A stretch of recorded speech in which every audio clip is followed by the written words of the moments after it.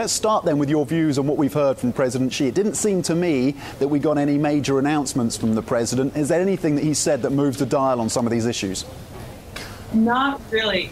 Did a lot of the right things. China's ready to open. China wants to help out other countries. China wants to import a lot of people. Look, we just signed RCEP. We want to go ahead and sign the comprehensive investment agreement with the EU. He said a lot of great things, but there was nothing that was very concrete. There was nothing really on the table China's proposing that China's going to do that was new from the speech that he gave to kick off this huge import event for China.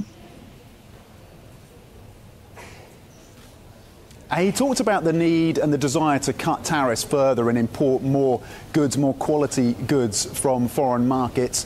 Are there beneficiaries that are going to likely be positioned for that? Is it going to be substantial? We have seen over the last few years, around the edges at least, tariffs reduced on some products. You expect that to continue, do you? And are there going to be beneficiaries maybe beyond the US?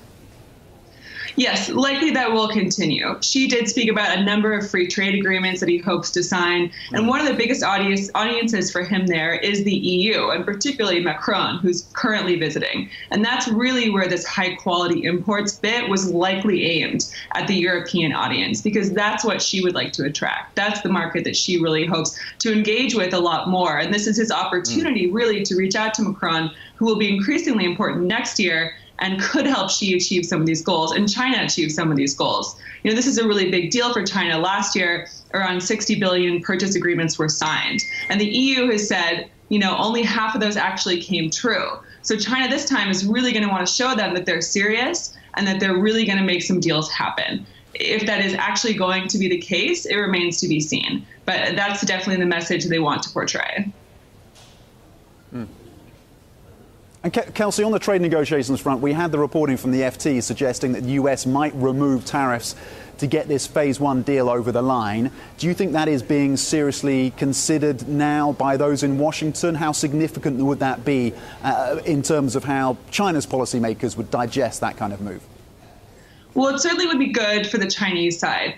It remains to be seen if that's actually true. What's on the table right now is the October tariff raise and the December tariffs. Both of those seem to be included in the phase one deal. Beyond that does not seem to be worked out. And Wilbur Ross made a number of comments in APEC, in ASEAN, talking about how they were near a deal, but one of the big issues they had to work out was whether both sides understood what was on the table. And that really signals that perhaps there's not as much alignment on some of these issues, and that's really what will have to be worked out before the two heads of state actually meet.